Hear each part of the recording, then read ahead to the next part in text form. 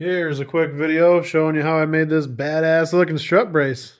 I made this with the help of those plates that I got from Alex.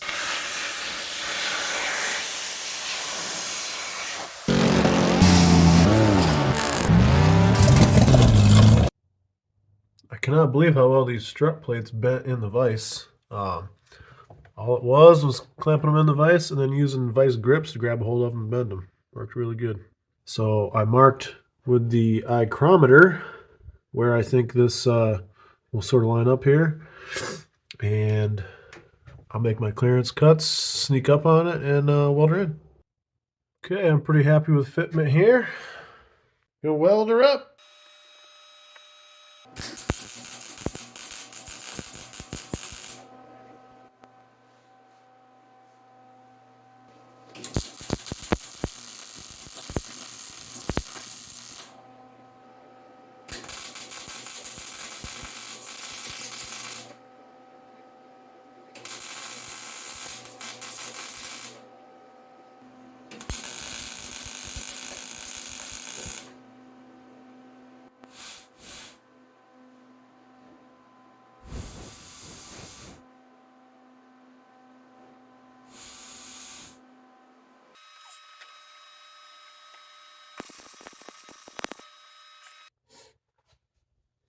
Car makes a good jig.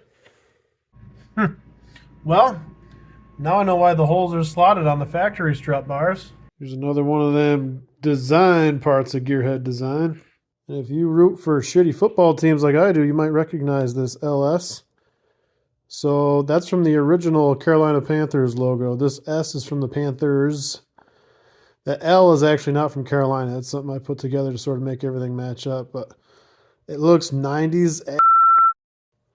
There was a Beretta GT logo on the door of these from 91 to 93. And that's kind of the look I'm going for here.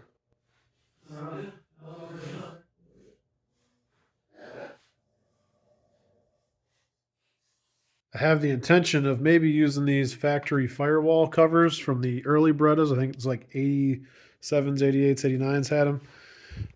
It's shaped a little weird because I no longer have a blower motor there, and there's definitely going to be some trimming to make them clear a valve cover and stuff, but it may kind of clean up the engine bay and look a little bit nicer.